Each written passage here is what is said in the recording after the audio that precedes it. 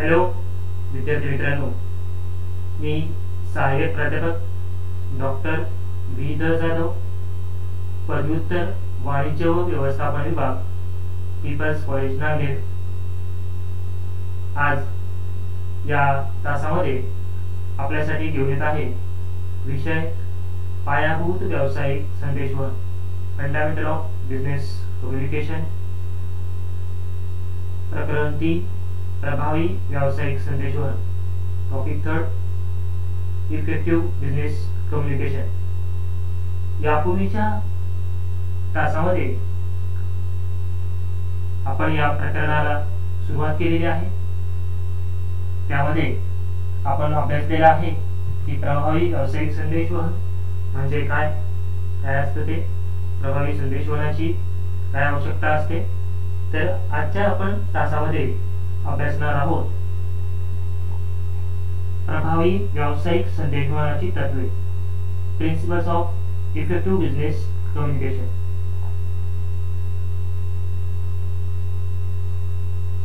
व्यवसायामध्ये संदेशवहनाला अत्यंत महत्त्व आहे, हे आपण यापूर्वी पहिल्या प्रकरणामध्ये अभ्यासलेले आहेत।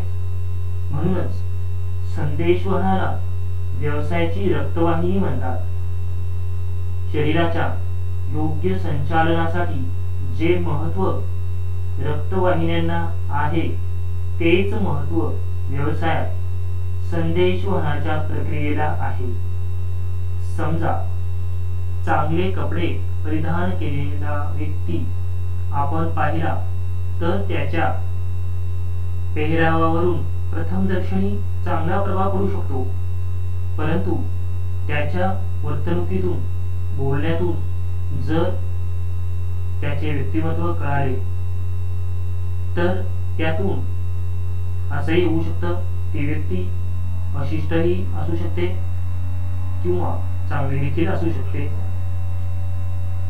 हीच परिस्थिती व्यावसायिक संदेशवहनालाही लागू पडते। व्यवसायात संदेशवहन करण्यासाठी चांगल्या दर्जाचा कागदाचा वापर करणे किंवा पत्राचे स्वरूप चांगले ठेवावे हे जसे महत्त्वाचे आहे, तसेच त्या पत्राद्वारे संदेशदात्याचा दृष्टिकोन व्यक्त व्हायला पाहिजे। त्यात त्याच्या व्यक्तिमत्वाचे पैलू व्यक्त झाले तर ते पत्र आपला प्रतिनिधी म्हणून ओळखले जाईल। आपले पत्र हे खऱ्या अर्थाने आपला प्रतिनिधी बनवायचे असेल तर पत्र लिहिताना म्हणजेच संदेशवहन करीत असताना काही तत्वांचे पालन करावे लागेल। संदेशवहनाद्वारे आपण आपल्या व्यवसायाचा विशिष्ट उद्देश साध्य करण्याचा प्रयत्न करीत असतो। ते विशिष्ट उद्दिष्ट साध्य करण्यासाठी आपणास आपल्या संदेशवहनात पुढील तत्वांचे पालन करावे लागेल। पहिले तत्व आहे सुस्पष्टतेचे तत्व। व्यावसायिक संदेशवहनाच्या यशस्वीतेसाठी सुस्पष्टतेचे तत्व हे एक अत्यंत महत्त्वाचे तत्व आहे। आपण देत असलेला संदेश स्पष्ट असेल तर समोरच्या व्यक्तीला तो समजेल व त्याच्याकडून अपेक्षित असा प्रतिसाद मिळेल। अपेक्षित प्रतिसाद मिळाला की आपले संदेशवहन यशस्वी झाले म्हणून समजावे। संदेशवहनाचा उद्देश सफल झाला म्हणून आपल्या संदेशवहनात सुस्पष्टता असणे फार आवश्यक असते। सुस्पष्टतेच्या तत्वात दोन गोष्टींचा विचार करावा लागतो, त्या म्हणजे एक विचारांची सुस्पष्टता आणि 2 विचारांच्या अभिव्यक्तीची सुस्पष्टता। म्हणजे आपण अभिव्यक्त होताना आपले विचार एक्सप्रेस करताना त्यामध्ये स्पष्टता असली पाहिजे आणि पहिलं आपल्या विचारांची स्पष्टता असावी। त्यामुळे आपण नंबर 1 अभ्यासणार आहोत विचारांच्या सुस्पष्टतेमध्ये संदेशदात्याच्या मनातील विचार स्पष्ट असणे महत्वाचे असते. संदेशदात्याच्या मनातील विचार स्पष्ट असणे म्हणजे विचारांची सुस्पष्टता होय. कोणताही संदेश देताना संदेशदात्याच्या मनातील विचार खालील बाबतीत स्पष्ट असतील तर तिथे विचारांची सुस्पष्टता आहे असे म्हणता येईल. त्या बाबी म्हणजे: 1. संदेशवहन करण्याचा हेतू काय आहे. 2. कोणता संदेश द्यावयाचा आहे. 3. कोणाला संदेश द्यावयाचा आहे. आणि 4. कोणत्या माध्यमाने संदेश द्यावयाचा आहे. या 4 बाबतीत संदेशदात्याचे विचार स्पष्ट असतील तर तिथे विचारांची सुस्पष्टता आहे असे आपल्याला म्हणता येईल.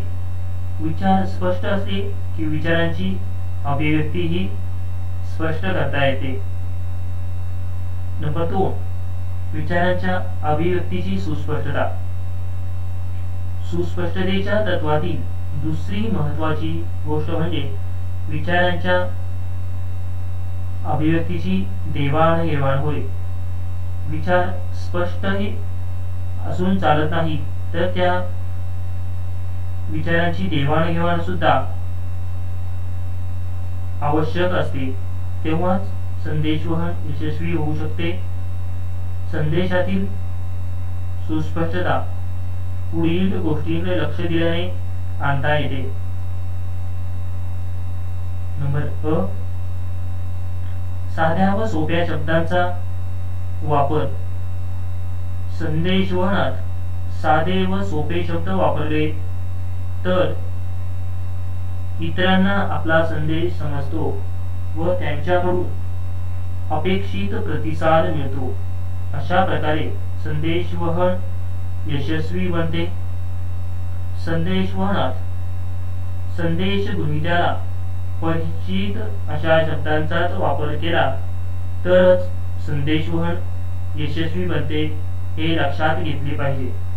मात्र याचा अर्थ असाही नाही की संदेशवहन करताना संदेश गृहीत्याला अनुसरून त्या ठिकाणी संदेशवहन असतं.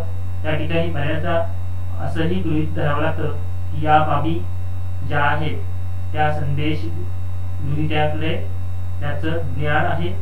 उदाहरणार्थ आता आपण तुम्ही जे विद्यार्थी आहात 10वी 12वी पास होऊन या ठिकाणी आलेले आहात, म्हणजे या ठिकाणी मी असं गृहीत धरू शकतो की आपणास 10वी 12वी या मधील काही संकल्पना ज्या आहेत त्या आपल्या क्लिअर आहेत.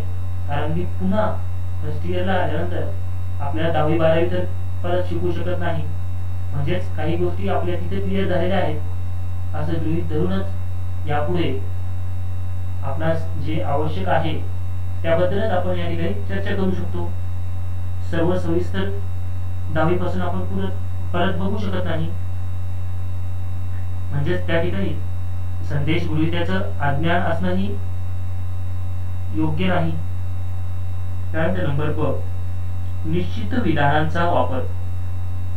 अभिव्यक्तीमध्ये निश्चित विधानांचा वापर केला पाहिजे. संदेशवहनातील प्रत्येक निश्चित विधान निश्चित अर्थाचे असले पाहिजे. दुसऱ्या शब्दात सांगावयाचे झाल्यास संदेशदात्याने आपल्या अभिव्यक्तीमध्ये मोघम शब्दांचा वापर करू नये. उदाहरणार्थ आम्ही आपल्या ऑर्डर प्रमाणे लवकरच माल पाठवित आहोत हे विधान निश्चित अर्थाचे नाही, कारण लवकरच म्हणजे केव्हा हा प्रश्न पडतो. याऐवजी आपण असे म्हटले की आम्ही 20 ऑक्टोबर पर्यंत आपल्यास माल पाठवित आहोत, तर हे विधान निश्चित अर्थाचे बनते. निश्चित विधानामुळे संदेश गृहीत्याच्या मनात कुठलेही प्रश्न राहत नाही, शंका निर्माण होत नाही. म्हणूनच संदेशदात्याने आपल्या अभिव्यक्तीमध्ये निश्चितता आणणे आवश्यक असते. नंबर क, वर्गबोली टाळा. प्रत्येक व्यवसायात काही विशेष पारिभाषिक शब्द असतात. उदाहरण, वकिली व्यवसायात जमानत, वैद्यकीय व्यवसायात कोमा, BP इत्यादी. इतर व्यवसाय क्षेत्रात आर, हेक्टर, एकर, क्रिकेटमध्ये LBW, क्लीन बोर्ड इत्यादी शब्दांचा वापर केला जातो. त्या त्या क्षेत्रातील लोकांनाच याबद्दलची माहिती असते.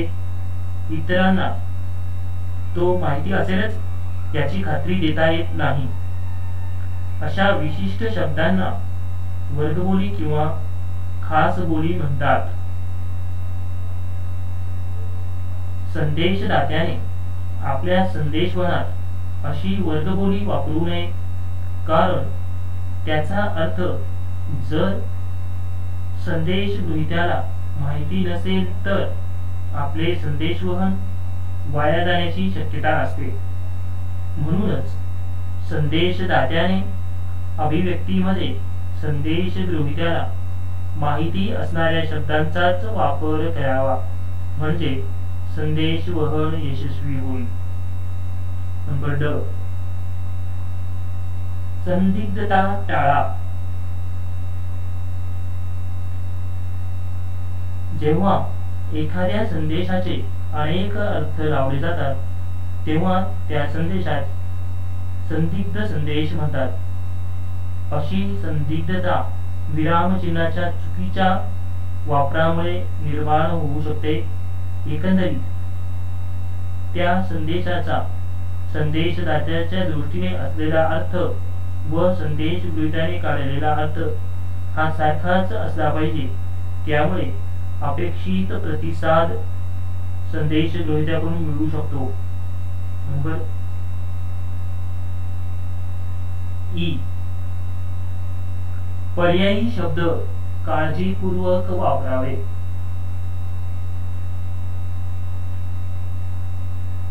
आपण आपल्या संदेशवहनात पर्यायी अर्थाचे शब्द वापरताना विशेष काळजी घेतली पाहिजे, कारण अशा शब्दांना वेगवेगळ्या अर्थाच्या छटा असतात.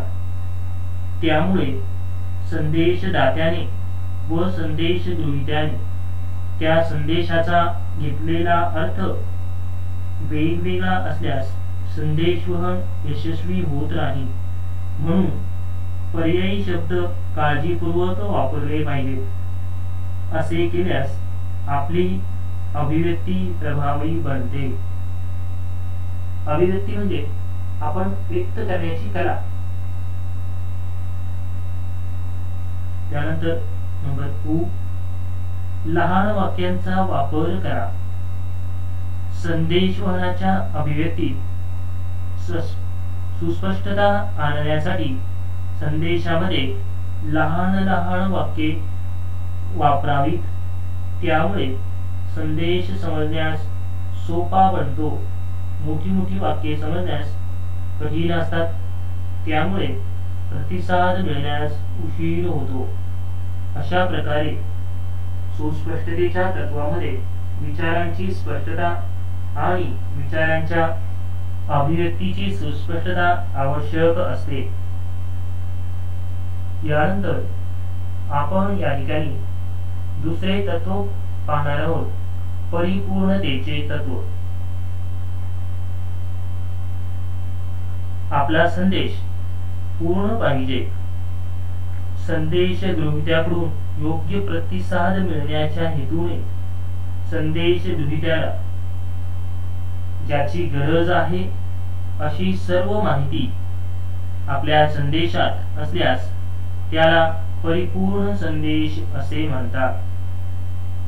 परिपूर्ण संदेश हा केवळ प्रतिसाद मिळण्यासाठीच मदत करतो असे नाही, तर तो संस्थेची ख्याती टिकविण्यासाठीही मदत करतो. ख्याती अर्थात गुणविल. संदेशवहनात परिपूर्णता आवश्यक का असते? कारण नंबर 1, परिपूर्ण संदेश वहनामुळे नंतरचा पत्रव्यवहार टाळता येतो, ज्यामुळे वेळ, पैसा व श्रम यांची बचत होते. नंबर 2, ख्याती निर्माण करण्यासाठी मदत करते. नंबर 3, परिपूर्ण माहिती लिखित स्वरूपात असेल तर त्याचा भविष्यात निर्माण होणाऱ्या विवादात पुरावा म्हणून वापर करता येतो. संदेशवहनात परिपूर्णता कशी आणता येईल? संदेशवहनात परिपूर्णता आणण्यासाठी आपणास पुढील मुद्दे विचारात घ्यावे लागतात. नंबर 1, चौकशी पत्राचे उत्तर द्यावयाचे झाल्यास पत्र लेखकाच्या सर्व प्रश्नांची उत्तरे दिल्यास आपले उत्तर परिपूर्ण बनते. नंबर 2, आपल्या संदेशवहनात काहीतरी आगाऊ माहिती देण्याचा प्रयत्न करावा. आगाऊ म्हणजे जास्तीची.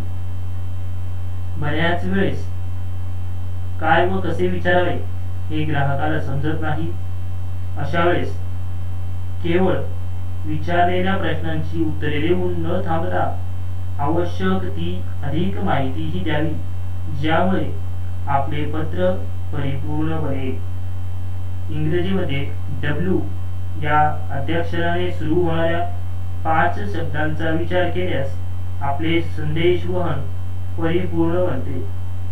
5 W म्हणजे कोणते किंवा त्यापासून सुरू होणारे शब्द कोणते? Who, what, where, when and why. म्हणजे कोण, काय, कोठे, केव्हा आणि का.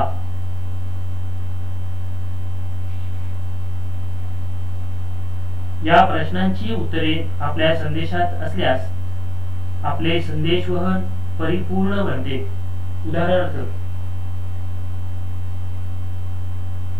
कपाटाचा आदेश देताना कंपनीचे नाव, आकार, रंग, किमतीच्या शोधनाची पद्धत, शोधनाची म्हणजे पेमेंट कसं करायचं आहे, कॅश पेमेंट आहे, कार्ड पेमेंट आहे, एक्सेट्रा. वाहतूक, माल पाठविण्याची पद्धत, माल मिळवण्यासाठी दिलेली रक्कम इत्यादी माहिती दिल्यास आपला आदेश परिपूर्ण बनतो. अशा प्रकारे परिपूर्णतेच्या तत्वाच्या अंमलबजावणीमुळे संदेश परिपूर्ण बनतो व आपले उद्दिष्ट गाठण्यास साध्य होते. त्यानंतर नंबर 3, संक्षिप्ततेचे तत्व.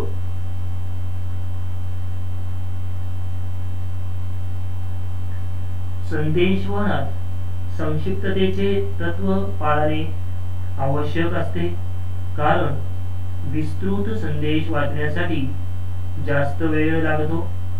संदेश ग्रहित्याकडे तितकासा वेळ असेलच असे सांगता येत नाही. म्हणूनच संदेशवहनात कोणताही धोका न स्वीकारता संदेशवहन थोडक्यात करावे लागते. संक्षिप्तता म्हणजे संदेशवहनामध्ये आपणास जे काही सांगायचे आहे ते थोडक्यात म्हणजे कमी शब्दात सांगणे होय. संदेशवहनात संक्षिप्तता कशी आणावयाची? संदेशवहनात संक्षिप्तता आणण्यासाठी पुढील बाबींकडे लक्ष देणे आवश्यक ठरते.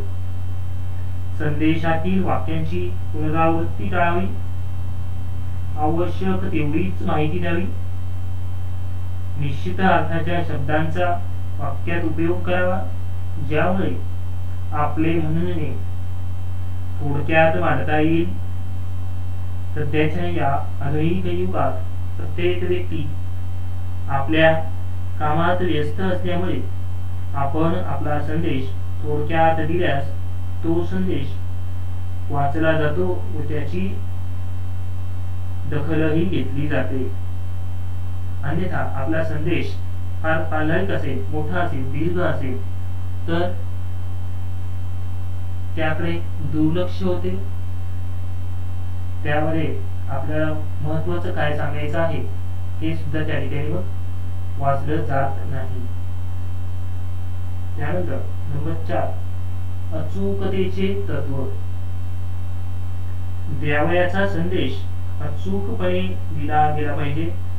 अचूकता ही केवळ व्याकरण, विरामचिन्हे आणि शुद्धलेखनामध्येच पाहिजे असे नाही, तर संदेशात देखील आवश्यक असते. बऱ्याचदा संदेशातील भाषा, व्याकरण अचूक असूनही त्यात जर नम्रता नसेल तर प्रतिसाद मिळण्यास अडचणी येतात. संदेशात अचूकता कशा पद्धतीने आणता येईल? मग अचूकतेच्या तत्वात संदेशदात्याने खालील बाबींकडे लक्ष दिले पाहिजे. एक म्हणजे भाषेमध्ये अचूकता असली पाहिजे. 2 संदेशात अचूक वस्तुस्थिती, शब्द आणि आकडे दिले पाहिजेत. नंबर 3 पत्रलेखनातील योग्य तंत्राचा वापर केला पाहिजे. एकंदरीत जोपर्यंत आपण एखाद्या माहितीबद्दल, त्याच्या अचूकतेबद्दल खात्री करून घेत नाही तोपर्यंत संदेशवहन करू नये. म्हणून संदेशवहनात अचूकतेला अधिक महत्त्व दिले पाहिजे.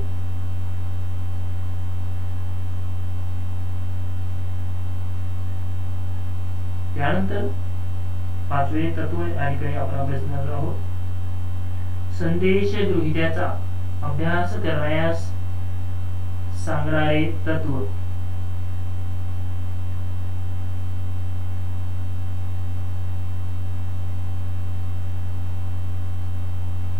संदेशदाता व संदेश गृहीता या दोघांच्या परस्पर संबंधांवर संदेशवहनाचे यश अवलंबून असते.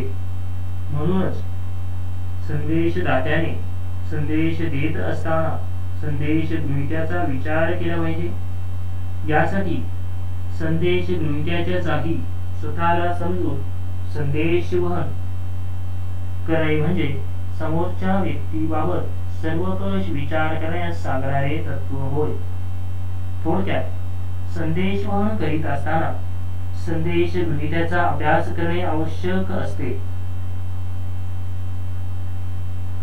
संदेश गृहीत्याच्या अभ्यासात त्याच्या गरजा, इच्छा, शैक्षणिक पात्रता, अडचणी, भावना समजून घेण्याची क्षमता, एखाद्या विषयाचे तज्ञ ज्ञान, त्या सर्व गोष्टींचा अभ्यास करावा लागतो. असा अभ्यास करून संदेशवहन केल्यास ते संदेशवहन यशस्वी बनते. संदेश गृहीत्याच्या विचारांची, इच्छांची, भावनांची कदर करण्यास सांगणारे हे तत्व आहे. हे तत्व अंमलात आणताना खालील गोष्टींकडे लक्ष द्यावे. नंबर 1 संदेशवहनात मी किंवा आम्ही या शब्दापेक्षा आपण किंवा तुम्ही या शब्दाला अधिक महत्त्व दिले गेले पाहिजे. नंबर 2 संदेश गृहीत्याला त्याचा फायदा दाखवून दिला पाहिजे. संदेशवहन करताना या गोष्टीकडे आपण जाणीवपूर्वक लक्ष दिलं पाहिजे की आपण जे सांगत आहोत त्याचा परिणाम किंवा प्रभाव संदेश गृहीत्यावर होणार आहे, तो त्याने जास्तीत जास्त स्वतःचा फायदा करून घेतला पाहिजे. नंबर 3 स्वीकारात्मक व प्रिय वस्तुस्थितीवर भर दिला पाहिजे. ज्या गोष्टी खरंच स्वीकारण्यासारख्या आहेत व वस्तुस्थितीला अनुसरून आहेत त्याबाबत उल्लेख केला पाहिजे. नंबर 4 संदेशात एकात्मता आणली पाहिजे. म्हणजे आपण जो संदेश देत आहोत त्यामध्ये व्हेरिएशन्स असू नये. एकात्मता असली पाहिजे.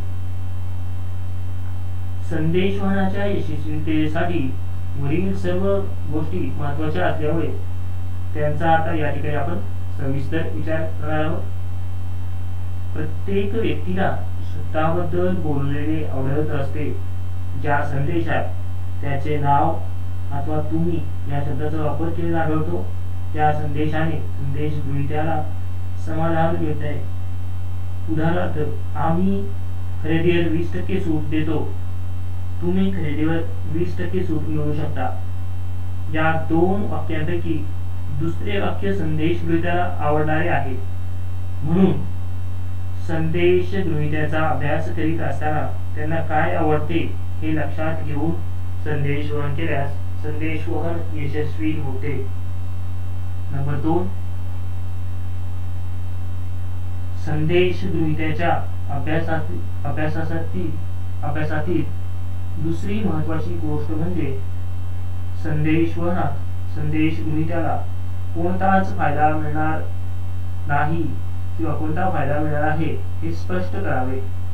प्रत्येक व्यक्ती स्वतःच्या फायद्याचा विचार करते,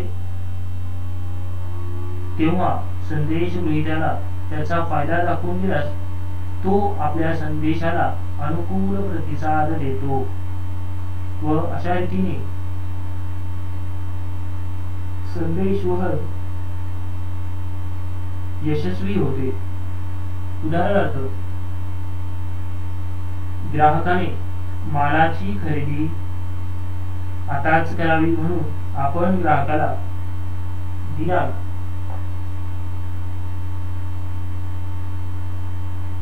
1 जानेवारी 2020 ते 8 जानेवारी 2020 पर्यंत खरेदी केल्यास आपणास 20% सूट मिळेल असा संदेश दिल्यास याचा निश्चित परिणाम होतो.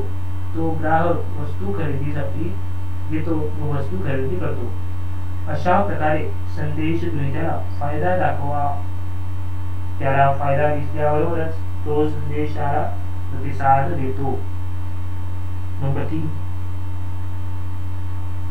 संदेश गृहीत्याच्या अभ्यासातील तिसरी महत्त्वाची गोष्ट म्हणजे आपले संदेशवहन सकारात्मक असावे व संदेश गृहीत्याला ते प्रिय वाटावे.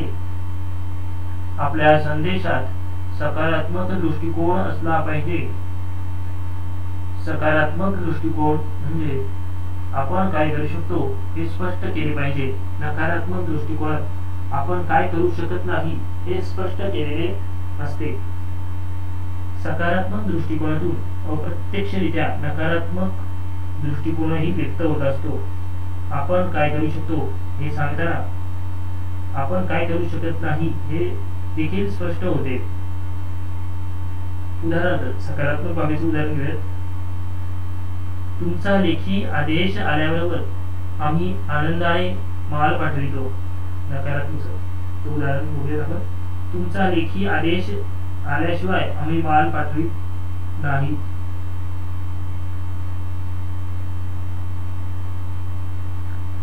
संदेश गृहीत्याला नेहमी सकारात्मक भूमिका आवडत असते, कारण त्यात नकारात्मक शब्द नसतात. अशा प्रकारे संदेश गृहीत्याचा अभ्यास करताना संदेश गृहीत्याला कोणता दृष्टिकोन आवडतो याचाही विचार करणे आवश्यक असते. म्हणूनच आपला दृष्टिकोन नेहमी सकारात्मक ठेवण्यास आपल्याकडे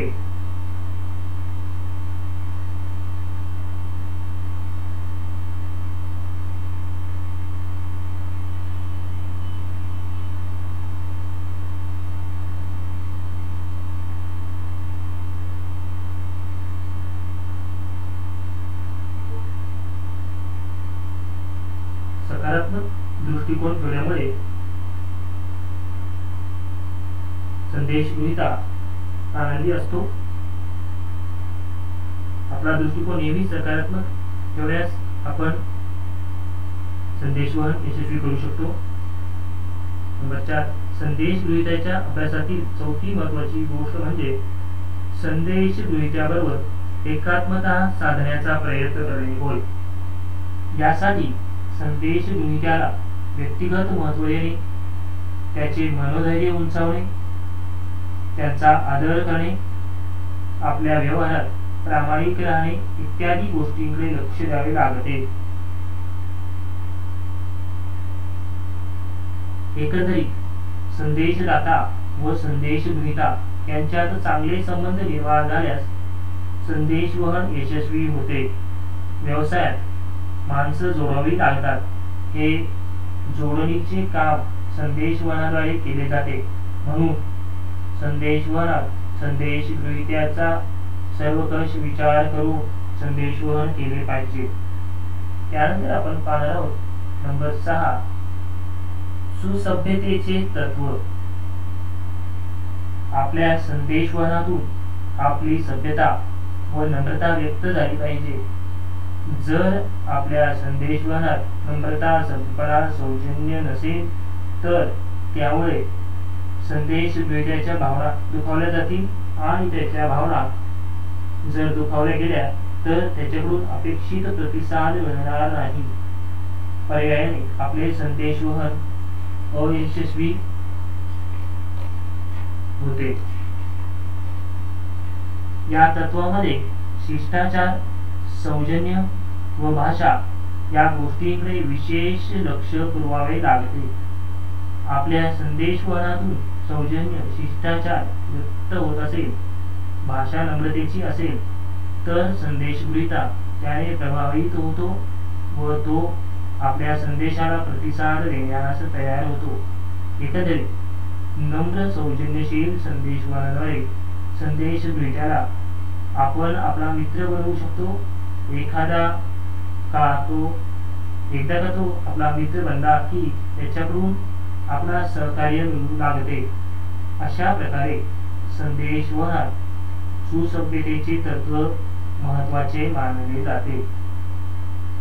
यापुढील तत्वे जी आहेत ती आपण नंतरच्या तासामध्ये पाहणार आहोत. धन्यवाद. आपणास पुढील व्हिडिओ सातत्याने पाहण्यासाठी आपण या YouTube चॅनलला माझ्या सबस्क्राईब करावं, म्हणजे आपण जास्तीत जास्त या ठिकाणी व्हिडिओ प्राप्त करू शकता. धन्यवाद.